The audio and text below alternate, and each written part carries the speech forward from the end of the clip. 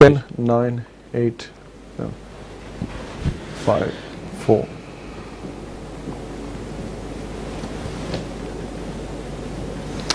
अज़बिल्लाहिमिनश्शैतानिर्रजीम बिस्मिल्लाहिर्रहमानिर्रहीम। Real talk with Jibran में तकबीर टीवी पर आप लोगों को खुशामदीद।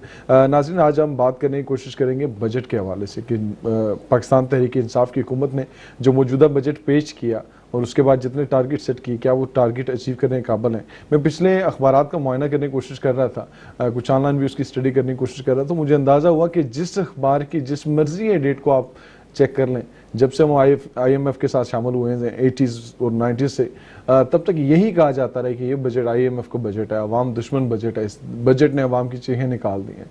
अगर यही रिपोर्टिंग उस बजट से लेके आज के दिन तक मौजूद रही है तो इसमें संजीदा रिपोर्टिंग है क्या, इसमें हकीकत है क्या। मुझे अच्छी तरह याद है कि बेनज़ीर भुट्टो साहिबा ने बरतानिया में खड़े होकर ये कहा था कि हमारे जो लोग टैक्स देते हैं उनकी तादाद सिर्फ शायद 10 लाख है, और अगर वो तादाद आज भी अगर उन्हीं नंबरों के गिर्द घूमती है तो इसका जिम्मेदार कौन है। तो आज भी अगर हम लोग टैक्स देने वालों में इजाफा नहीं कर सके तो हुकूमत चलाने की जिम्मेदारी किस हद तक हमारी आयद होती है। हमने यकीनन लोगों की तनख्वाहों में इजाफा किया, हमने यकीनन तनख्वाहों पिछली हुकूमतों में ने तनख्वाहों को डबल भी कर दिया, लेकिन जब टैक्स की बात है तो फिर वही आपको जो शायद 6 लाख की तादाद में जो सरकारी मुलाजमीन है वही आपको टैक्स देते नजर आते हैं, बाकी लोग आपको टैक्स देते हुए नजर नहीं आते। तो इन टॉपिक्स पे बात करेंगे, लेकिन उससे पहले मैं आपकी तवज्जो दिलाना चाहता हूं जो समी इब्राहिम साहब के साथ जो वाकया हुआ, सीनियर जर्नलिस्ट है पाकिस्तान के। जर्नलिस्ट के साथ किसी को भी किसी भी तरह का कभी भी इख्तलाफ हो सकता है, जिसकी मैं भरपूर मेरे ख्याल में अगर जर्नलिस्ट को हक पहुंचता है कि आप किसी के खिलाफ कोई भी रिपोर्टिंग करें तो उस किसी भी शख्स को हक पहुंचता है कि वो आपके खिलाफ राइट प्लेटफॉर्म पे जाए और आपके खिलाफ बात करें। आज तो सोशल मीडिया का दौर है, तो सोशल मीडिया में आप किसी भी जुबानी अल्फाज को आप जुबानी अंदाज में जवाब दे सकते हैं, लेकिन पाकिस्तान के साबिक वज़ीर इत्तलात और मौजूदा वज़ीर साइंस और टेक्नोलॉजी फवाद चौधरी साहब ने जो किसी की बेटी की शादी वाले मौके पर जाकर वहाँ पर समी इब्राहिम को थप्पड़ मारा, एक सीनियर जर्नलिस्ट को थप्पड़ मारा, क्या ये रवायत अब PTI डालने की कोशिश करी है? क्या PTI अब ये वाली सियासत करने की कोशिश करेगी कि जिसमें अगर सहाफ़ी की तरफ से कोई सवाल आता है, कोई इल्ज़ाम आता है, चाहे गलत हो चाहे सही हो, उसके जवाब में वापस थप्पड़ मारे जाएंगे, और अगर थप्पड़ ही मारे जाएंगे तो क्या सहाफ़ियों को अपने साथ कोई डिफेंसिव शील्ड रखने की ज़रूरत है, या सहाफ़ी अगर थोड़ा सा तगड़ा हो तो वो सहाफ़ी भी किसी को थप्पड़ मार देगा। और इसी तरह ये बात असेंबली में जो आज टेबल बजाने तक पहुँच रही है, कल शायद किसी की गालें बजाने तक पहुँचेगी, क्योंकि यकीनन ये सिलसिला यहाँ पर रुकने वाला नहीं है। और अगर वहीदा शाह को, जो पीपल्स पार्टी से जिनका तल्लक था, सिंध के इलेक्शन के दौरान अगर एक टीचर के चेहरे पर थप्पड़ मारने पर, एक स्टाफ के चेहरे पर थप्पड़ मारने पर अगर उनको नाअहल किया जा सकता है, तो क्या फवाद चौधरी के खिलाफ कोई एक्शन नहीं होना चाहिए। इन मौज़ूआत पर बात करेंगे। मेरे साथ मेहमानों में मौजूद हैं पाकिस्तान तहरीक इंसाफ से सीनियर रहनुमा जाहिद परवेज़ साहब, बहुत शुक्रिया आपकी आमद का। और मेरे साथ मौजूद है पाकिस्तान पीपल्स पार्टी से सीनियर रहनुमा वकार असलम कियानी साहब, बहुत शुक्रिया आपका। आज भी यकीनन हमने बजट के हवाले से थोड़ी सी बात ज़रूर करनी है, लेकिन मैं पहले वाक़े पे आ जाता हूँ। सर, मुझे बता दें एडवांस में, ये PTI की अगर गवर्नमेंट की पॉलिसी है तो फिर मैं कोई वो हेलमेट साथ रख लिया करूँ या कुछ ना कुछ रख लिया करूँ, ये सिर्फ एक ज़ाती फेल है एक बंदे का? अस्सलाम वालेकुम। सबसे पहले तो आपका और तकबीर टीवी की मैनेजमेंट का शुक्रिया कि उन्होंने ये प्लेटफॉर्म जो है वो मुहैया किया। जहाँ तक आपके क्वेश्चन का तल्लक है, जो एक इंसिडेंट जो है वो फवाद चौधरी साहब ने किया, उसको भरपूर तरीके से कंडेम ही किया जा सकता है। उनका एक ज़ाती फेल है, और पाकिस्तान तहरीक इंसाफ के अंदर या पीपल्स पार्टी या नून लीग में हज़ारों लाखों लोग मौजूद होते हैं, तो किसी भी एक शख्स के जो है वो किसी कंडक्ट को पूरी पार्टी के ऊपर लेबल करना मेरा ख्याल है शायद मुनासिब नहीं है। मैं आपको यहाँ पर एक छोटी सी मिसाल, कंपेयर करने की बात नहीं है, लेकिन मिसाल देता हूँ कि हमारे रवैये किस तरफ जा रहे हैं।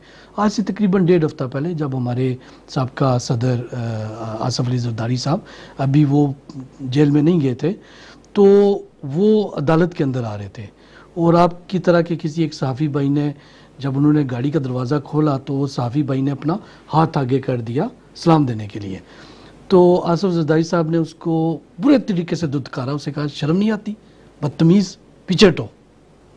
ये अनफॉर्चुनेट हमारी जो एलीट है, किसी भी पार्टी से हो, जो हमारी एलीट है उसके ये रवैये हैं। हमें एज ए सोसाइटी हमें इम्प्रूव करने की ज़रूरत है। और मेरे ख्याल में नए पाकिस्तान के दावेदारों के रवैये थोड़े से कमिंग different बैक होने जो फवाद चौधरी साहब ने किया, मैं उसको पुरजोर लफ्ज़ों में कंडेम करता हूँ। और मेरा ख्याल है कि जो कोई भी सहाफ़ी या जो भी उन्होंने उनके ऊपर इल्ज़ामात लगाए या जो भी उनके ऊपर क्रिटिसिज्म किया, उसका जवाब भी उनको अगर वो वापस जवाब देते हैं तो वो टेलीविज़न के ऊपर दें, सोशल मीडिया के ऊपर दें। किसी के साथ जो है वो तो ये दस्तराजी पार्टी पॉलिसी करते तो नहीं है, हैं, तो कम से कम बिल्कुल साफ़ी भी को इतना पॉलिसी नहीं है। defensive और मैं बैठने की कहता हूँ कि जरूरत नहीं है। उनको इससे माफ़ी मांगनी चाहिए और माफ़ी मांगने के साथ ही साथ जो है वो उनको डिसिप्लिन भी करना चाहिए। चलें, ये तो आपने अपनी पार्टी का एक वर्जन दे दिया यहाँ पर कि आप उनको माफ़ी मांगनी चाहिए। ये बड़ी स्ट्रॉन्ग स्टेटमेंट है, मेरे हाल में काफ़ी मुस्बत स्टेटमेंट है। ऐसी चीज़ों पे वाकई थोड़ा सा लीडरशिप को भी गौर करना चाहिए।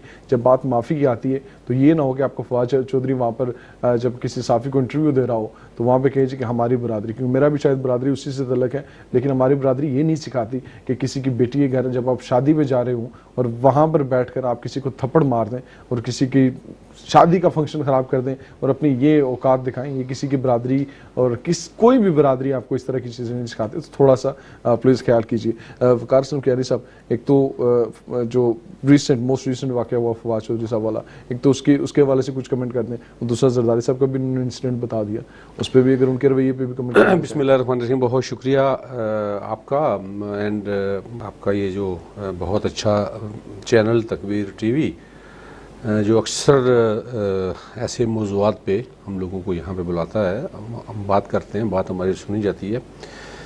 बहुत प्यारे भाई मेरे जायद साहब, इन्होंने बड़ी खूबसूरती से अपने ख़यालात का इजहार किया फवाद चौधरी वाले मामले में। मैं अप्रिशिएट करता हूँ इन्होंने ये जो अल्फाज कहे कि उसको माफ़ी मांगनी चाहिए। एक्चुअली माफ़ी मांगनी चाहिए, मैं भी कहता हूँ, लेकिन ऐसे हालात को भी तो आप ज़रूर ज़ेरे बहस लाएँ ना कि इतनी जुर्रत किसने दी फवाद चौधरी को।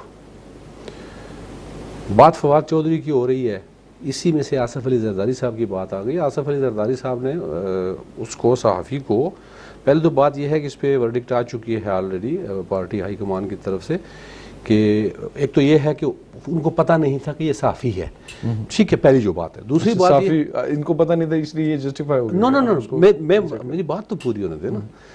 आपका जो रोल है मतलब इस सहाफ़त के मैदान में वो ऐसा ही है कि आप बात से बात निकालते हैं।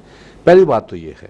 दूसरा ये है कि वो जिस वक्त गाड़ी से निकल के जा रहे थे वहाँ पे अदालत के अंदर उन्होंने पेश होना था, तो उस वक्त की जो सिचुएशन होती है, अल्लाह न करे कभी आप और मैं उस सूरत हाल से गुजरें, तो दकमपील भी होती है वहाँ पे, धक्के भी लगते हैं, खींचातानी भी होती है। जरदारी साहब ने जो कुछ भी किया, अगर इंटेंशनली उन्होंने किया तो मैं भी खुले दिल के साथ मैं कहता हूँ कि नहीं, इस तरह होना चाहिए। तो उनको माफ़ी मांगनी चाहिए अगर उन्होंने इंटेंशनली, अगर इंटेंशनली जो कोई भी करता सामने एक बंदे को, अब इससे ज्यादा इंटेंशनली आप क्या नहीं, देखे ना फवाद चौधरी वाले एक्ट में कार्ड पड़ा हुआ था, फवाद चौधरी वाले एक्ट में और आसिफ अली जरदारी साहब के एक्ट में ज़मीन आसमान का फ़र्क है। पहली बात तो ये। हाँ, तो इतना दूसरा ये है, मैं ये जो बात कहना चाह रहा हूँ, अगर आप मुझे इजाज़त दें मैं उस तरफ आऊँ।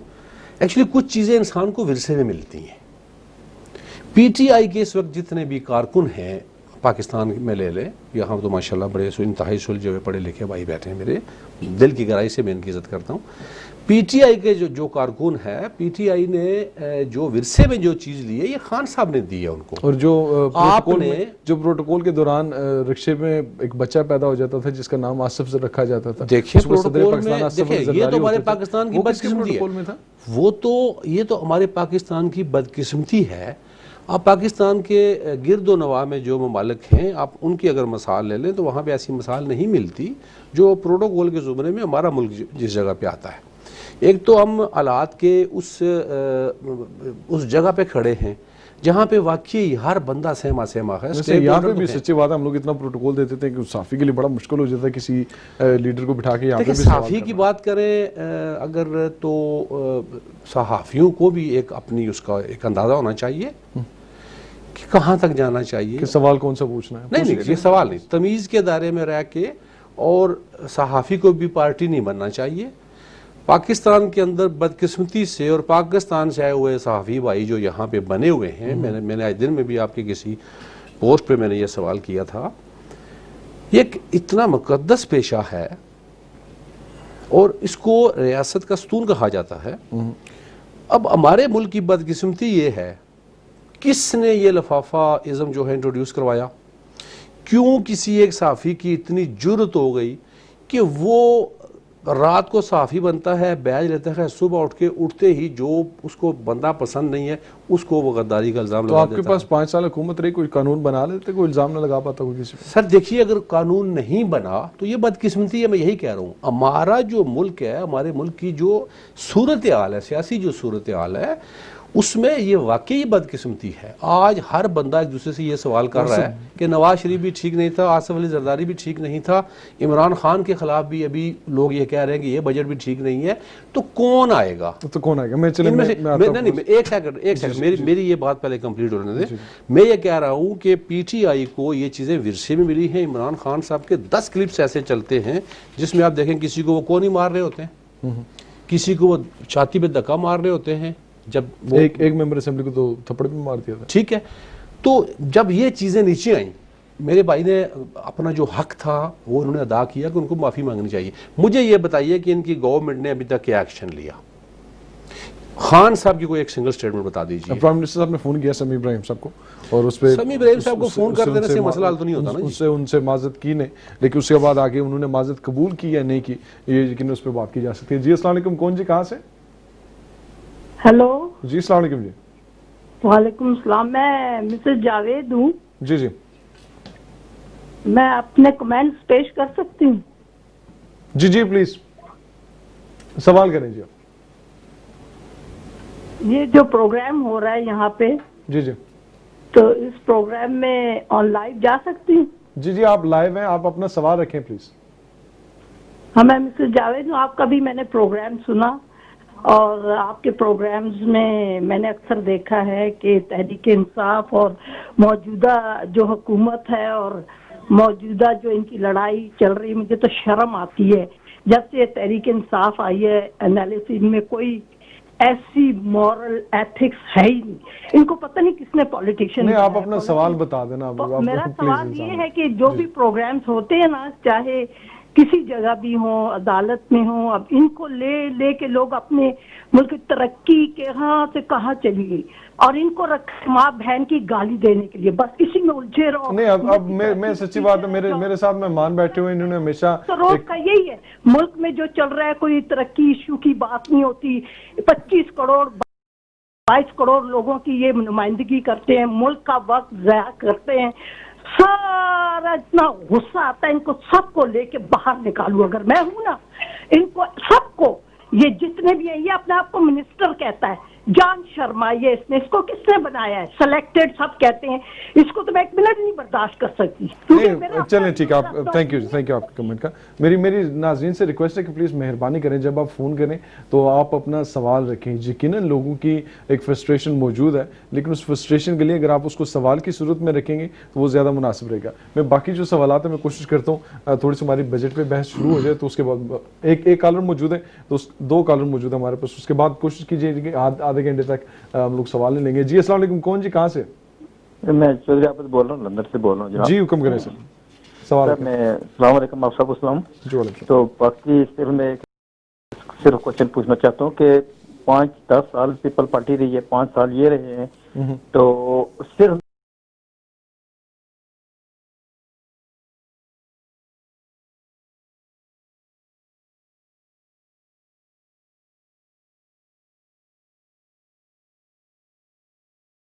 ये इनसे कहना चाहता हूँ कि इतने पढ़े लिखे हैं अगर, तो ये पार्लियामेंट क्यों नहीं चला सकते? ये क्या कहते हैं, बूढ़े हैं, वही पुरानी बड़े जागीरदारों वाली बात है। अगर आर्मी अपना बजट कम कर सकती है तो ये अपनी तनख्वाह क्यों नहीं दे सकते? इतने बड़े बड़े लोग हैं पार्लियामेंट में बैठे हुए, जागीरदार है, पैसे वाले हैं, फिर भी जब आप अपना बजट होगा तो ये सब इकट्ठे हो गए थे, पास करा लिया था।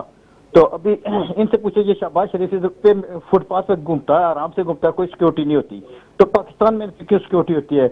जो 35 साल की नस्लें हैं, इन्होंने सब खराब कर दिए दोनों पार्टियों ने। मैं बिल्कुल आपका जवाब देता हूँ। बिल्कुल, ये बच्चे जो नहीं मैं बिल्कुल मैं जवाब देता हूँ जी। हमारे पास नेक्स्ट कॉलर मौजूद है जी, कौन कहाँ से? जी अस्सलाम वालेकुम, कौन जी कहाँ से? हेलो अस्सलाम वालेकुम। जी वालेकुम सलाम जी, सवाल करें सर। हेलो, ये जो फवाद चौधरी थप्पड़ मारने का मैंने भी खबर सुनी है। ये पहले वजीर इत्तलात थे, फिर इनकी वजारत बदल गई है, मेरा ख्याल है वजीर आजम इमरान जी, खान वजीर- को चाहिए वजीर कि साइंस इनको और टेक्नोलॉजी। वजारत से ही फारग कर दें, इनको इनको फारग कर- फारग कर दें। जो इस किस्म की बदतमीजी करे वो इसे वो काबिल ही नहीं है। जी बहुत शुक्रिया जी आपकी राय आगे, थैंक यू जी। लेकिन ये सवाल आप जरूरी हैं, उनको साथ रखेंगे। इसको मैं आ जाता हूँ थोड़ा सा बजट के। अगर आप की चीज़ ऐड करना चाहता हूँ कि जो पाकिस्तान में हम पहले डिस्कस करके जो मसाइल हुए, ये फवाद चौधरी साहब वाला, लोगों के सेंटीमेंट और जायज़ हैं, और ऐसा बिल्कुल भी नहीं होना चाहिए।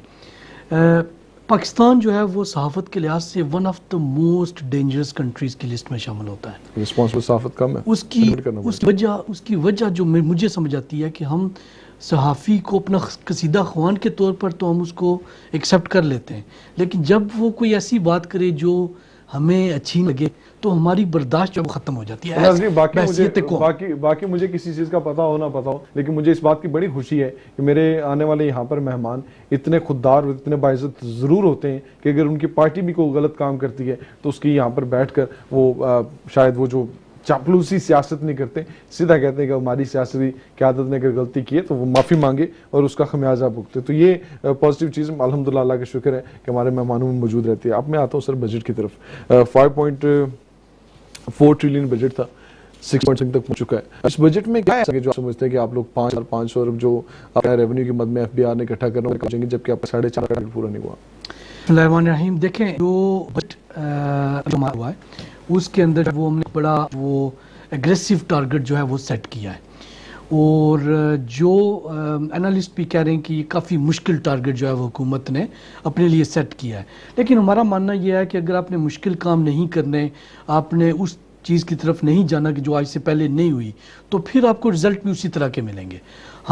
अब जैसा कि आपको मालूम होगा कि मुख्तलिफ जो है सब्सिडीज़ जो हैं वो कुछ ख़त्म भी की गई हैं, वहाँ से कुछ टैक्स की हमें इंशाल्लाह कलेक्शन होगी, और उसके साथ ही साथ एक जो ऐसा माहौल पाकिस्तान के अंदर बना हुआ था कि जो वो लोग थे 1, 2, 3%, 5% लोग के जो मुल्क की 70-80% दौलत के ऊपर जो है विराजमान हुए थे, वो बिल्कुल वो ये चीज़ समझते नहीं थे कि वो भी टैक्स उनको भी देना चाहिए। तो वो लोग अभी हमारी हिकमत अमली की वजह से हमने उनको थोड़ा सा बैक फुट के ऊपर हम ले गए। अभी आपको मालूम है डेटा का ज़माना है, कंप्यूटर का ज़माना है, तो आपने जो गवर्नमेंट है वो आपने देखा होगा परसों पिछले हफ्ते में जो है वो स्टेट बैंक ऑफ पाकिस्तान ने सारे बैंक्स को कहा कि आप अपना डेटा शेयर करें। अब एक बैंक है मिसाल के तौर पर, और उसके अंदर एक अकाउंट है, उसके अंदर करोड़ों रुपए आ रहे हैं, करोड़ों रुपए जा रहे हैं, और जिस बंदे का अकाउंट है उसका टैक्स रिटर्न ही फाइल नहीं हो रहा। तो ये बहुत लंबे अरसे से चलता आ रहा है। अब हमने इस तरह के वो तमाम लोग तो पीटीआई इस बात से एग्री करती है कि IMF का बजट है या बजट PTI का है, देखिए इस हालात में यही बजट कर सकते हैं? देखिए पहली बात यह ना कि जब आप किसी जो लेंडर होता है ना उसके पास क्यों जाते हैं, जब आप हाथ उठा देते हैं। ये हम 16वीं या 17वीं बार हम IMF के पास गए कि हमने अपने जो बजट्स बनाए या जो हमने अपनी पॉलिसीज़ रखी हैं उसको हमने इस काबिल बनाया ही नहीं है कि हम अपने पाँव पे खड़े हो सकें। तो जो अब 17 बार अगर गए हैं तो बहुत सारे मुल्क हैं जो इंडिया शायद 2 बार गया है। तो जब आपको इस तरह की सिचुएशन आ जाती है कि आपके जो अखराजात निकल जाते हैं, आप किसी से जाके उधार लेते हैं, तो कहते हैं हम तो IMF से जान छुड़ा के दे गए थे, उसके बाद ये आए तो ये ना आए। नहीं, अगर IMF से जान छुड़ा के चले गए थे तो जो 90 अरब ज्यादा से कर्जा खड़ा था वो किसका था? वो दारू का था ना जो उन्हें देना था। मैंने जुबैर कैनी साहब को भी फ़ोन किया था और उनसे रिक्वेस्ट की थी कि अगर नून लीग का कोई रिप्रेजेंटेटिव आप हमें दे सकते हैं तो प्लीज़ ज़रूर दें ताकि वो अपनी बात भी कर सकें, लेकिन शायद नून लीग का रिप्रेजेंटेटिव मौजूद नहीं था। हमारे साथ एक स्वीडन से कॉल मौजूद है, हमें वो लेनी है। जी अस्सलाम वालेकुम, कौन जी, कहाँ से? जी वालेकुम अस्सलाम, सुल्तान महमूद स्वीडन से। जी सुल्तान महमूद साहब सवाल कीजिएगा प्लीज़। अच्छा सर, मेरा सवाल ये है कि ये जो हम गैर मुल्की जो कर्जे ले रहे हैं जी जी दुनिया भर से सूद के ऊपर, तो ये अदा कौन करेगा? जबकि ये गवर्नमेंट जो 5 साल के लिए मुंतखब हुई है, और मेरे ख्याल से अगर ये कर्जे बहुत ज्यादा ले लेते हैं तो 5 साल में तो हम कर्जे ये उतार नहीं सकेंगे। दूसरा सवाल ये पैदा होता है कि जब हम कोई कारोबार खरीदते हैं या कोई चीज टेक ओवर करते हैं और वो अगर नुकसान में चल रही होता है तो उसका नुकसान रोकने का पहला तरीकाकार तो यही होता है ना कि अगर मैंने कोई कारोबार खरीदा है तो प्योरिटी मेरी ये है कि उस नुकसान को मैं रोकूं, ना कि बैंकों से और कर्जा ले लूं कि जो रहायशी जो कारोबार है ताकि वो भी तबाह बर्बाद। मैं इनसे चेक करता हूँ कि इन्होंने बजट में कौन से खर्चे थे जो कम किए और जो कौन सी चीज। सर नंबर 2 जी जी नंबर 2 ये जो प्रोटेक्शन ऑर्डर्स आते हैं, जी। ये जो मेंबर पार्लियामेंट्स हैं, जी चाहे वो कातल हैं, चाहे वो लुटेरे हैं, चाहे घबन के उनके ऊपर केसेस हैं, जी जी आप समझने आया ये कि दुरुस्त है? मैं ये समझता हूँ एज ए ऑर्डिनरी आदमी, मेरा किसी पार्टी से कोई ताल्लुक नहीं है, जी जी एज ए ऑर्डिनरी आदमी मैं ये समझता हूँ ये गलत है। अगर किसी के ऊपर इल्जाम है तो वो क्लियर होना चाहिए उसको, या उसकी वो सस्पेंड होना चाहिए, ना कि ट्रेजरी से मजीद अखराजात हों, चाहे वो point, sir. कोर्ट के अखराजात हैं, चाहे उनके बॉडी गार्ड और पता नहीं अल्लाह जाने क्या क्या उनके ऊपर सर होते हैं। बहुत शुक्रिया आपके, वाकई 2-3 पॉइंट से बड़े वैलिड है। हमारे साथ जर्मनी से कॉलर मौजूद है जी। अस्सलाम वालेकुम, कौन जी, कहाँ से? मोहम्मद अफराज जर्मनी से बात कर रहा हूँ। बात ये है जी कि फवाद बेचारे पर तो सब चढ़ाई के लिए तैयार हैं, लेकिन जो देश की जो सरबराह देश की बीवियों से स्मगलिंग मनी लॉन्ड्रिंग कराते हैं, जी जी उनका तो बड़ा नाम है। नहीं वो भी जेल के अंदर है सर जी। और लेकिन कितने गैरतमंद लोग उनकी प्रोडक्शन ऑर्डर के लिए यानी कि चढ़ाई कर रहे हैं। वो उसकी रवायत मौजूद है। वो कहते हैं कि आप अगर प्रोटेक्शन ऑर्डर पे अगर नहीं आएंगे असेंबली में तो आपके हल्के की नुमाइंदगी नहीं हो पाएगी, उसकी वजह से उसकी रवायत मौजूद है। लेकिन आपकी बात भी, मैं जर्मन है, इस पे यकीनन उस पर बात हो सकती है जी। अगर आप सर मैं आपकी बात को आपकी हंसी के साथ आपकी बात का जवाब देता हूँ। प्रोटेक्शन ऑर्डर जिस वक्त आपके एक हल्के की जिम्मेदारी है आपके पास, तो उस वक्त आपको आना पड़ता है कि आप वहां पर आए और आप हल्के की नुमाइंदगी करें। लेकिन अनफॉर्चुनेटली आपकी बात इसलिए ठीक है कि वहां पर नुमाइंदगी नहीं की जाती, वहां पर थोड़ी सी बहस होती है, अपनी बहस सुना के वॉकआउट कर दिया जाता है, उसके बाद अवामी मसाइल पर बहस नहीं होती जो कि होनी चाहिए। तो इसका मकसद ठीक था, इसको यूटिलाइज ठीक नहीं किया जा रहा। तो ये यकीनन ये हुकूमत की जिम्मेदारी बनती है इस पे कोई बेहतर कानून लाएं, और बल्कि पूरी असेंबली की जिम्मेदारी बनती है इस पे बेहतर कानून लाएं ताकि बेहतर तरीके से इस पे अमल दरामद हो सके। पहले मैं इन्हीं भाई का बात का जवाब देना चाहूँगा कि ये आपने जो कही कि प्रोडक्शन जो ऑर्डर होता है कि जो जिस हल्के से वो आए तो उस हल्के की नुमाइंदगी जो है वो असेंबली के अंदर बड़ी ज़रूरी है। तो किसी ने क्या खूब कहा था कि मेरा ख्याल है कि अगर हम पाकिस्तान को सिर्फ मज़ीद लूटना और झंझोड़ना ही बंद कर दें तो पाकिस्तान अपने कदमों पे खड़ा हो जाएगा। ये बहुत बड़ी जो है वो खिदमत होगी इस तरह के लोगों की जिनके ऊपर ऐसे करप्शन, जो टीवी के ऊपर बैठकर ये बात खुद ही कि अगर किया तो किसी को क्या तकलीफ है, तो वो अगर उनकी नुमाइंदगी ना करें तो उन लोगों के ऊपर बहुत बड़ा एहसान अजीम होगा। तो ये प्रोडक्शन ऑर्डर के सिलसिले में तो मैं यही कहूँगा, जो पहले कॉलर ने बात की है मेरे ख्याल में बहुत ही अच्छी बात किया उन्होंने कि ये हुकूमत जो है वो कर्जा ले रही है और ये हुकूमत तो 5 साल के बाद चली जाएगी, इसका कर्जा अदा कौन करेगा? ये पहला क्वेश्चन था उनका। और जो दूसरा क्वेश्चन ये था कि अगर जो है वो मुल्क जो है वो कोई कारोबार है या मुल्क है वो नुकसान में जा रहा है तो आप तो उसके नुकसान कम करते हैं बजाय इसके आप और मज़ीद कर्जे लें। तो बहुत जेन्युइन जो है वो बात की उन्होंने। ये जो कर्जे इस वक्त हुकूमत ले रही है, मेरे भाई को पता होगा, जब आप मिसाल के तौर पर अगर आप एक घर ले लेते हैं उसके ऊपर एक बड़ा सारा लोन ले लेते हैं तो घर का मालिक जो शॉर्ट में कहते हैं तो 15 दिन के रिजर्व की वजह से, हाँ, तो घर का जो मालिक है वो जो भी आएगा, अगर मिसाल के तौर पर आप आ जाते हैं कोई और आ जाता है तो उसको वो कर्जों की किस्तें देनी है जो अक्यूमुलेट हो चुका है। चलें आप तो एक तो उसके लिए जो है वो आ रही है। दूसरी जो उन्होंने बात की कि उसको अगर क्राइसिस के अंदर है तो आपको क्या करना चाहिए, तो उसकी मैं 2-3 आपको छोटी छोटी चीज़ें बता देता हूँ कि जब हमारी हुकूमत जो है वो आई यहाँ पे तो हमने कुछ चीज़ें की।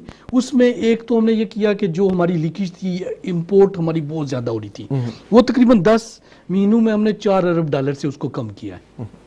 और उसके साथ हमने एक्सपोर्ट जो है वो उसको इंक्रीज करने की 0.something% नहीं, मैं वही बता देता हूँ। ये फिगर्स जो हैं वो ऑफिशियल फिगर्स हैं, मैं आपको बता देता हूँ, अभी लेटेस्ट फिगर्स हैं, कल मैंने लिए हैं। ये एक्सपोर्ट जो निट वेयर्स की एक्सपोर्ट है वो 16% से बढ़ी है। हमारी जो रेडीमेड गारमेंट्स की एक्सपोर्ट है वो 29% से बढ़ी है। हमारी जो फ्रूट्स एंड वेजिटेबल की एक्सपोर्ट्स थी वो 11 और 18% से बढ़ी है। और बासमती राइस की जो एक्सपोर्ट्स है वो 22% से बढ़ी है। अब ये कैसे, ये बासमती राइस पे किसी मुल्क की तरफ से पाबंदी, ये कतर की तरफ से पाबंदी लगी हुई थी हमारे ऊपर, खतूत लिखने की पाबंदी नहीं थी, लेकिन नहीं वो क्योंकि जाती जो है वो हमने जाती नहीं है, तो हुकूमत नहीं हुकूमत के थे, लेकिन क्योंकि हमने जाती तोहफे ताइफ लेने होते हैं तो वो तो हमें मिल जाते थे कतर से, लेकिन किसी ने ये बॉदर नहीं किया कि हमारा एक बहुत बड़ी जो एक कमोडिटी है जो हम वहाँ पे सेल कर सकते हैं, उसके ऊपर पाबंदी थी। उसके साथ ही साथ अब सिंध के बजट की तरफ भी आ जाते हैं। पीपल्स पार्टी एक तो वफाकी बजट के हवाले से के वकार असलम कियानी साहब, वफाकी बजट के हवाले से आप मुतमईन हैं या नहीं है? क्योंकि ये तो वही वज़ीर ख़जाना है जो आपके भी वज़ीर ख़जाना थे।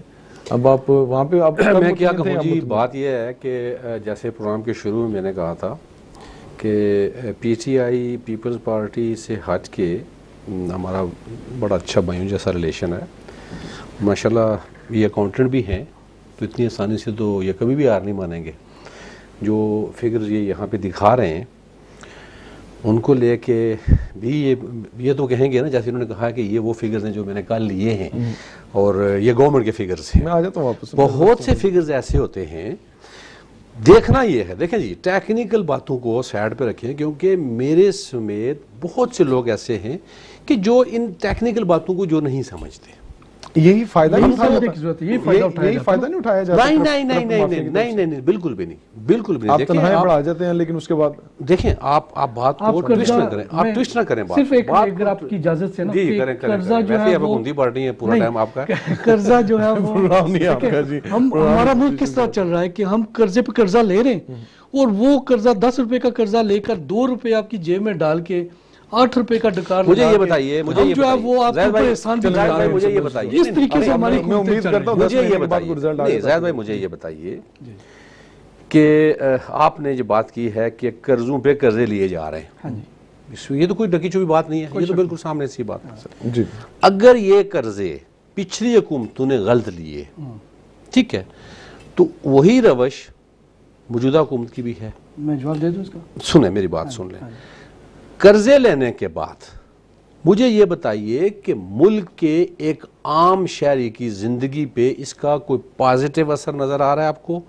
दयानतदारी से बात कीजिए, महंगाई का जो जिन है। मैं वकार असलम कियानी साहब, मैं माजरत के साथ कहूँगा कि मैं कर्जों के बाद जो असर पड़ता है या आम आदमी की ज़िंदगी पर क्या असर पड़ता है, वो तो तभी से शुरू हो गया था जब आपने 6047 से 2008 तक आपने 6000 के कर्जों को 13-14 पर ले गए और उसके बाद आपकी इन्फ्लेशन रही 20% तक। तो आपकी जो एक्सपोर्ट्स थी वो यकीनन आपकी बहुत बेहतर रही कंपेयर टू जो नून लीग का दौर था। आपने 20 छोड़े थे, 20 बिलियन छोड़े थे और नून लीग ने तो सिर्फ 2 बिलियन छोड़े थे इनके लिए, तो वो यकीनन उस वक्त आपकी बेहतरी रही। लेकिन जो वो कर्जे इस्तेमाल हुए, वो कर्जे नजर आ रहे हैं आपको? कि देखिए यही क्वेश्चन, मैं उसी तरफ आ रहा था, आपने रास्ते में मुझे दबोच लिया, मुझे क्या करूं? मैं उसी तरफ ही आ रहा हूँ आहिस्ता आहिस्ता। मैं भी भाई को भी उसी स्टेज पे उसी जगह पे इंशाल्लाह मैं लेके आऊँगा कि एक तो ये है कि मुझे मौजूदा हुकूमत की जो पॉलिसियाँ हैं, जो पॉलिसी बयान हैं, जिस नारे पे इन्होंने इलेक्शन लड़ा और 10 महीने हो गए इस गवर्नमेंट को, 11 महीने, बल्कि इन 10-11 महीनों में मुझे ये बताइए कि किस जगह पे आपको ये लगा कि हमारा मुल्क 0.1% भी बेहतरी की तरफ गया या जा रहा है या जाएगा? मेरे साथ कॉलर लाइन पे मौजूद है सर। ये जी अस्सलाम वालेकुम, सवाल रखिएगा प्लीज, नाम बताइएगा और सवाल। जी वालेकुम सलाम। हाँ जी, आवाज आ रही है? जी जी आ रही है, सवाल रखें सर। हाँ जी, अहमद बोल रहा हूँ जर्मनी से, बात सुन रहा हूँ। मैं ये पूछना चाहता हूँ कि अब देखें कि जो लूट के चले गए, कि कोई दुकान डाले ना जाके किसी बाजार में नई, तो पुराने जो से कामयाब नहीं होने देते। जिस तरह कोई ट्रांसपोर्ट का एक बस डाल ले तो 10 बसों वाले आगे पीछे करके उसका एक्सीडेंट करा देते ताकि इसकी बस ही न चले। ये कर रहे हैं पुराने जो हैं, इसके साथ हाथ खेल रहे हैं। आप देखें कि 10 महीने वाले की ना कोई मिल है, जितनी भी हुकूमत जो आई है, एक अच्छा बंदा नहीं, आप सवाल रखें ना सर। आप यकीनन पीटीआई को डिफेंड करने के लिए मेरे भाई मौजूद हैं, आप सवाल वो रखें। बेशक अंदर उन्होंने मौलाना फजल मां को पीछे लगा दिया है। कोई 70 साल में जो गेमें करते थे वो जाके बिलावल को भी मिल रहा है, वो जरदारी को भी मिल रहा है, वो जेलों में मुलाकात नवाज शरीफ से करके आया। वही किदोखंडी जो ना पुराना, चले सही, आप कह रहे हैं कि पुराने खिलाड़ी नए पाकिस्तान को चलने नहीं दे रहे। बहुत शुक्रिया अहमद साहब, ये मान बहुत शुक्रिया अहमद साहब। आपका कहना है कि पुराने खिलाड़ी नए पाकिस्तान को चलने नहीं दे रहे। लेकिन पुराने खिलाड़ी ही अभी मौजूदा गवर्नमेंट ने ले लिए। अगर वो पुराने खिलाड़ी ठीक नहीं थे, इस काबिल नहीं थे, उनके जो बॉसेस हैं, जो उनकी सुप्रीम हेड हैं, वो सारे गलत हैं, और उनके साये में पलने वाले आज वजीर खजाना, मशीर खजाना भी हैं। वजीर आजम बनाने का इख्तियार तो आज तक वो भुट्टो और जरदारी फैमिली के पास ही है ना। देखें अब जिसको मर्जी घुमा बना फिरा के देखिए, ये वही चीज है कि जो खानदान अगर जबरान जो जिसको मर्जी जो किसी को भी हजम नहीं होती, जहां पे भी पीपल्स पार्टी का नाम आता है दौरे शुरू हो जाते हैं, गशें शुरू हो जाती हैं पीपल्स पार्टी। अच्छा चलो मैं अब गशों की तरफ नहीं आता, मैं नंबर पे आ जाता हूँ। सिंध असेंबली का जो बजट रहा, मेरे पास नंबर मौजूद है। सिंध बजट में 282 अरब रुपए के सालाना तरक्याती प्रोग्राम में 24 अरब रुपए की कटौती हुई और पिछले तरक्याती बजट में सूबाई महकमे सिर्फ 90 अरब रुपए खर्च कर सके, बाकी आप खर्च नहीं कर सके। सैकड़ों बच्चे आपके एड्स का शिकार हो गए, आप सेहत के महकमे को बेहतर ही बना सके। आपकी सेहत की जो वजीर है फरियाल अजरा पलेजो या समथिंग उनका नाम है, माजर के साथ अगर नाम गलत हो गया, जो आसिफ जरदारी साहब की बहन है, उन्होंने खुद एडमिट किया है कि वो जो चीजें वहां पर लाड़काना में चिल्ड्रन वार्ड मौजूद नहीं है, जहां पर भुट्टो आज भी मौजूद है, जिसका आप कहते हैं कि लोगों को गशी के दौड़े पड़ जाते हैं, उस भुट्टो के लाड़काना में आज तक चिल्ड्रन वार्ड मौजूद नहीं है। आज तक वर्ल्ड हेल्थ ऑर्गेनाइजेशन की रिपोर्ट ये कहती है कि आज दुनिया में किसी भी जगह पर इस तरह की सिचुएशन नहीं है एड्स के वाले से जिस तरह की सिचुएशन इस वक्त सिंध में मौजूद है। आपके सिर्फ जो आला हैं, वजीर आला शाह साहब और बिलावल भुट्टो साहब सिर्फ एक दिन के लिए जाते हैं और वहां पे जाके साफियों के सवालों के जवाब नहीं दे सकते और वहां से निकल आते हैं वापस। आपके जो सिंध के डॉक्टर, मुझे भी नाम नहीं जहन में आ रहा, डॉक्टर टीपू सुल्तान साहब, चेयरमैन हेल्थ कमीशन है, वो खुद एडमिट कर चुके हैं कि गवर्नमेंट मुकम्मल तौर पर नाकाम हो चुकी है इस इशू को टैकल करने में। सरकार जितना वो उनका ऐलान मौजूद है। देखिए किसका ऐलान मौजूद है, मैं यहाँ बैठ के जो भी कहूंगा, मैं जो भी डॉक्टर साहब वो चेयरमैन है आपकी सर देखिए मेरी बात सुने, मैं चेयरमैन हेल्थ कमीशन है मैं आपकी बात मैं समझ गया हूँ, जो आप जिस तरफ आप बात करना चाह रहे हैं। जहां तक ताल्लुक है सिंध के अंदर बजट का, कोई भी सूबा हमारा, चाहे वो पंजाब है, चाहे वो सिंध है, चाहे दूसरे जो 2 सूबे हैं, ये जो सूबाई बजट होते हैं, इन सूबाई बजट की जितनी भी ये डेवलपमेंट का जो फंड्स होते हैं, जी जितने भी जो डेवलपमेंट्स के जो जितने भी फंड्स हैं, ये जो आप फिगर्स मुझे बता रहे हैं ना कि जी 20 अरब खर्च हुए बाकी खर्च नहीं हो सके, ऐसा बिल्कुल भी नहीं है। अब वो सिंध पहले वाला सिंध नहीं रह गया। जहां तक बीमारी का ताल्लुक है, इससे पहले मैं अपने फिगर्स को बैकअप करता हूँ, मैं अपने फिगर्स को बैक करता हूँ जो मैं कह रहा हूँ। नहीं, मैं ये नहीं कह रहा रुपए खर्च हुए, मैं ये नहीं कह 35% खर्च हुए, गैर तरक्याती कामों में कोई कटौती नहीं की गई और तरक्याती कामों गैर तरक्याती कामों में आपके बजट को, मैं आपकी बात को गलत नहीं कह रहा। गैर तरक्याती में आपने जहां कहीं से ये लिए, देखे जहां कहीं से भी आपने ये फिगर्स लिए, ये आपने खुद तो नहीं बनाए ना सर, ये ऑफिशियल फिगर्स है सर। ऑफिशियल क्या देना बहुत आसान है। इससे पहले बदकिस्मती से बेहतरीन कार्ड एक था एंटी पीपल्स पार्टी, जो ग्रुप्स हैं, जो पार्टियां हैं, जो लोग हैं, उनके पास था थर का, कि जी थर में लोग प्यासे मर गए, नो डाउट। अब थर का जो इनके पास एक नारा था, एक स्लोगन था पीपल्स पार्टी के खिलाफ, वो इसलिए खत्म हो गया कि थर में महीने की आप रिपोर्ट चेक कर लें सर, कि थर के अंदर इनकलाबी इक़दामात हुए, वहां पे पानी अब मौजूद है 11 साल के बाद पूरे पाकिस्तान का सबसे बेहतरीन अस्पताल इस वक्त थर में काम कर रहा है, जिसमें गैर मुल्की पूरे सिंध में एक हॉस्पिटल ठीक है। अब इसके बाद क्या आ गया, इसके बाद आ गया HIV वाला, ये जो आप चैप्टर कर रहे हैं अपना लड़काना वाला। अब उसमें क्या है, उसमें यह है कि वो भी उसी पानी की वजह से कहते हैं जी कि माएँ ठीक हैं, बाप ठीक हैं, जो बच्चे पैदा हो रहे हैं उनको एड्स हो रही है, उनके टेस्ट हो रहे हैं, जो बच्चे बड़े हो रहे हैं, जो बच्चे, ठीक है जी। अब देखिए ये अल्लाह ताला के काम है। बीमारी का जहां तक ताल्लुक है वो किसी जगह किसी को भी आ सकता है सर। लॉन्ग लाइफ इसकी ट्रीटमेंट मौजूद होती है। आपके पास वर्ल्ड हेल्थ ऑर्गेनाइजेशन कह रही है कि दुनिया में वर्स्ट सिचुएशन इस वक्त सिंध में मौजूद है। वर्ल्ड हेल्थ ऑर्गेनाइजेशन देखें, WHO ने, अगर मैं थोड़ा सा आपको एक छोटी सी बात बताता हूँ, WHO ने, वर्ल्ड हेल्थ ऑर्गेनाइजेशन ने 1993 में रावलपिंडी शहर का जो पानी था उसके सैंपल लेके टेस्ट करवाए, उनकी वो रिपोर्ट आज भी मौजूद है, ठीक है। उन्होंने ये कहा था कि ये पानी पिंडी शहर में जो लोग पीते हैं ये तो जानवरों के पीने के काबिल भी नहीं है, क्योंकि कंटामिनेशन है, गटर्स लाइन की पुरानी लाइन्स डली हुई हैं। मैं ये कह रहा हूं कि अगर कोई भी हुकूमत आती है, उस हुकूमत को जो टारगेट दिए जाते हैं, जो ये लोगों से वादे करके आते हैं, उन पे अगर वो काम करें, बजाय इसके कि वो साफियों को थप्पड़ मारना शुरू कर दे, असेंबली के अंदर अल्लाह गुल्ला करना शुरू कर दे। साफी को थप्पड़ मारना बड़ा जुर्म है, लेकिन जब बच्चे मर जाएं एड्स से तो वो बड़ा जुर्म नहीं। मैं कब कह रहा हूँ, मैं बिल्कुल आता हूँ। मैं अभी तक लड़काना में हॉस्पिटल ना बनना, ये पीपल्स पार्टी को बड़ा जुर्म नहीं है, और पीपल्स पार्टी के खिलाफ सवाल करें तो लोगों को कैसे पढ़नी शुरू। नहीं, ऐसा नहीं है, ऐसा नहीं है। मैं आता हूँ, मेरे पास कॉल मौजूद है जी। अस्सलाम वालेकुम, कौन जी, कहाँ से? वालेकुम सलाम जबरान भाई, नजाकत हुसैन शाहबोगी से आपके मेहमानों और को प्यार और अदा पर अस्सलाम जी। सवाल कहना चाहता हूँ, अगर इजाजत दें तो। जी सवाल रखें प्लीज। पहली बात यह है कि अगर ये दोनों जमातें गरीबों की हमदर्द होती, जो आज ये ऐलान कर रहे हैं, शोर मचा रहे हैं, तो ये जमात तारीख इंसाफ जी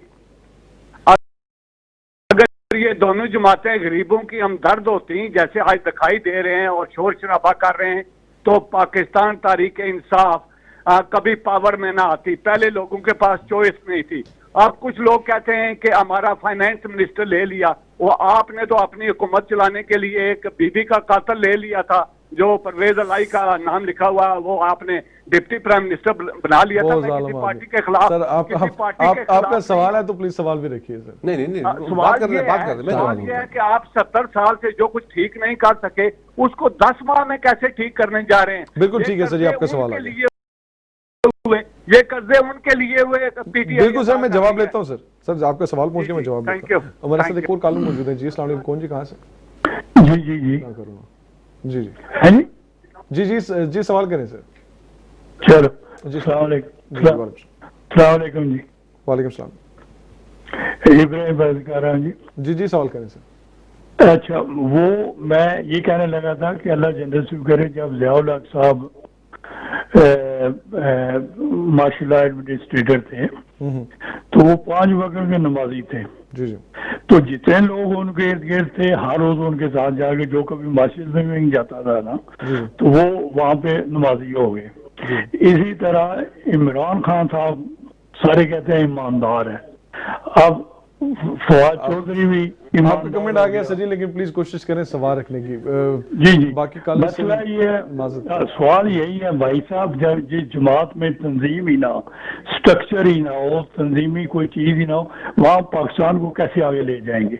जी बिल्कुल ठीक है, मैं लेता हूँ सर जी जवाब इसका। वकार सिंह कहने से सर जी लास्ट लाइन में खत्म करना चाहिए। देखिए दोनों आपके पास आ गए ना, पहले जो साहब थे, शाह साहब जी थे, उन्होंने कहा जी कि आप मशीर ख़जाना की बात कर रहे हैं और आपने गवर्नमेंट चलाने के लिए बीबी के कातिल को ले लिया।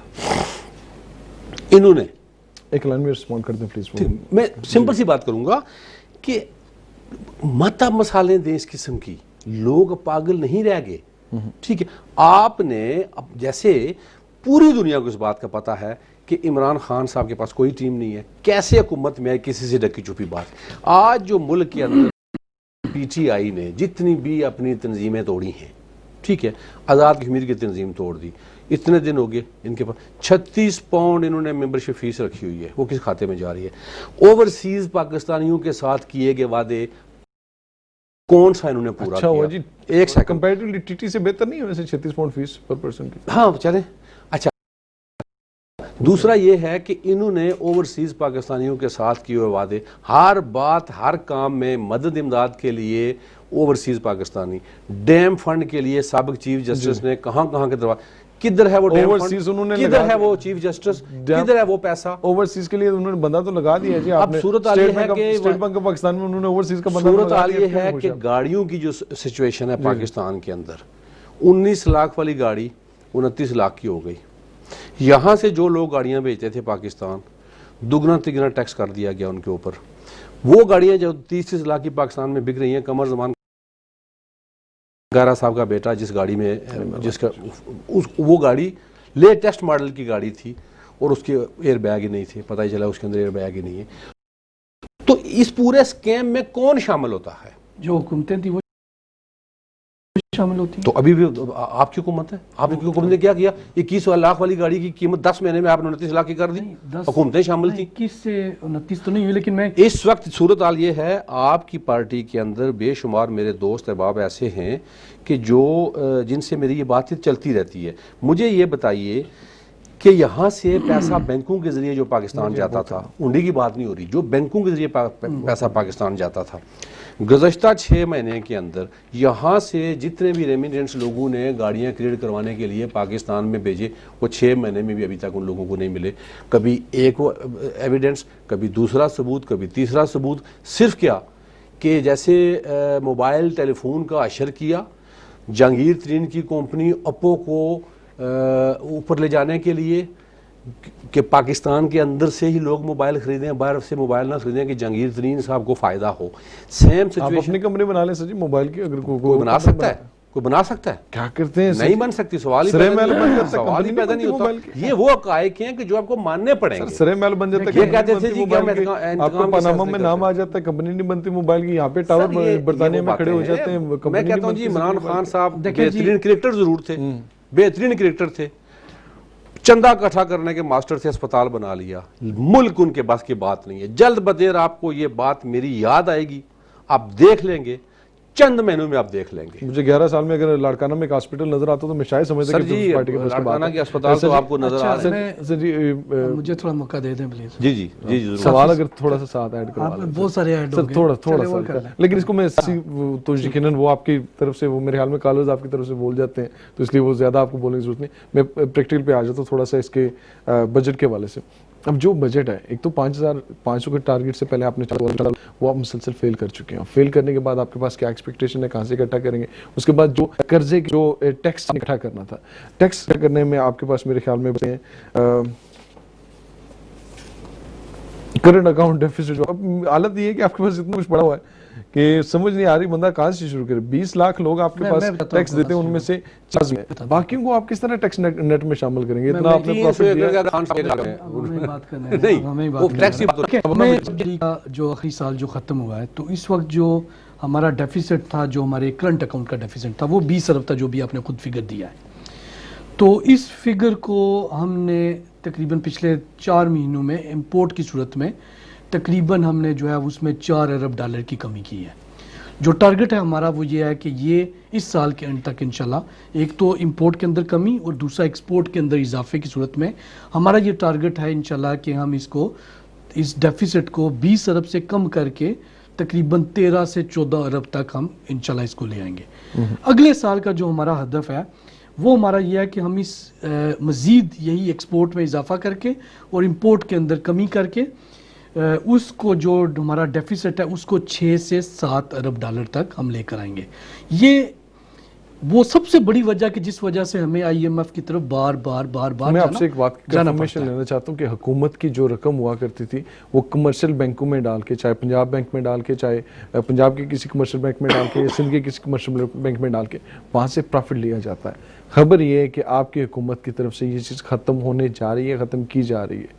इस पे कमिटेड रहेंगे कि कल कोई मंशा साहब आके फिर आपको चेंज करवा देंगे, कहेंगे देखें, मतलब ये साइड आर्गूमेंट है, मुझे इसकी तफसीलात का इल्म नहीं है, तो मैं उसके ऊपर कमेंट नहीं करूंगा। मैं जो मोटी मोटी चीज़ें मैं आपको बता देता हूँ। जो फॉरेन रेमिटेंसीज की मेरे भाई ने बात की, इस साल में अभी तक जो नेट फॉरेन रेमिटेंसीज है उसमें 2 अरब डॉलर का इजाफा हुआ, उसके अंदर 2 अरब डॉलर का इजाफा हुआ। और इस फॉरेन रेमिटेंस की जो इंक्रीज़ हुई है ये, और जो इंपोर्ट के अंदर कमी हुई है, एक्सपोर्ट के अंदर इंक्रीज हुआ, इसी से हम इंशाल्लाह जो हमारा बहुत बड़ा डेफिसिट है हम उसको रिड्यूस चीजें गिनवाई है एक्सपोर्ट वाली। जो आपका एक्सपोर्ट जिसमें इजाफा हुआ है 1 पॉइंट समथिंग का इजाफा हुआ एक्सपोर्ट में, वो जो जब आपकी इंपोर्ट्स में कमी हुई है वो आपकी अच्छी वाली कमी हुई है। अब 1 पॉइंट समथिंग के इजाफे, इंपोर्ट में कमी भी हमारे ट्रेड डेफिसिट को बेहतर करती है। बिल्कुल I agree on this. Figures मैंने आपको दे दिए हैं। इतने डॉलर की इतनी ज्यादा कीमत नीचे करने के बावजूद, टैक्स में इतनी ज्यादा छूट देने के बावजूद, 4,400 का टारगेट पूरा करने के बावजूद, अगर आप फिर भी अपने एक्सपोर्ट नहीं बढ़ा सकते, मेरी बात सुन लें तो आपको शायद जवाब मिल जाए। अगर आज आप एक्सपोर्ट का ऑर्डर यूके से प्लेस करें या USA से प्लेस करें, किसी भी मुल्क में प्लेस करें, तो उसको ऑर्डर प्लेस करने के साथ जो आपकी डिलीवरी 3 से 6 महीने का प्रोसेस होता है। ऐसे नहीं होता कि आपने आज डिलीवर किया ऑर्डर, कल आपको वो उसकी जो है वो आपको डिलीवरी मिल जाएगी। बहुत सारी इसके चीज़ें अंदर delivery टाइम आपको लगता मिल है। जाती है, जल्दी मिल जाती है आपको। कपड़े की नहीं, जो delivery लार्ज जल्दी मिल लार्ज एक्सपोर्ट्स की बात करें उसमें ऐसे नहीं होता। अगर आप एक जो है वो चादर कहीं से ले रहे हैं तो आपको नहीं शायद नहीं, दो एक हफ्ते में चादर मिल नहीं, जाएगी। आपके कंटेनर भी आ जाते हैं, इतना ज्यादा टाइम नहीं लगता। आपके देखिए, अगर- आम का मौसम अगर- होता है, आपका कंटेनर यहाँ पे 2 हफ्ते में पहुंच जाता है, आप देखिए, पता नहीं कौन से 6 महीने की बात वो आपकी बात दुरुस्त है, लेकिन जो क्योंकि इसको मैन्युफैक्चर होना होता है, इसकी स्टॉक आपने लेना होता है, बहुत बड़ा एक सप्लाई चेन होता है। जो अभी मैं आपको एक जिमनी बात हो पार्टी गई बढ़ा है, चुकी थी, जिमनी बात हो गई है, लेकिन अभी तुर्की की जो बड़ी वजह है कि जो उन्होंने अपनी एक्सपोर्ट में बड़ा इजाफा किया है, उसकी एक बड़ी वजह यह है कि चाइना के मुकाबले में जो उनका कंपेटिटिव एडवांटेज है कि वो यूरोप से नज़दीक है, और वो जो चाइना सप्लाई करने में 2 महीने लगाता है वो तुर्की से यूके के अंदर 2 हफ्ते में आता है। तो ये एक बहुत बड़ा चलिए, मैं- एडवांटेज मैं होता आप- है। तो इसके ऊपर हम काम कर रहे हैं, ये नीचे आ रहा है, आपके सामने फिगर्स मौजूद चलिए, हैं। आप अपने ये figures दो कर फिगर्स लें, जो उसके है बाद एक सवाल नून है। लीग की हुकूमत पिछले 5 सालों में इन्होंने नहीं किया और पीपल्स पार्टी ने भी नहीं किया।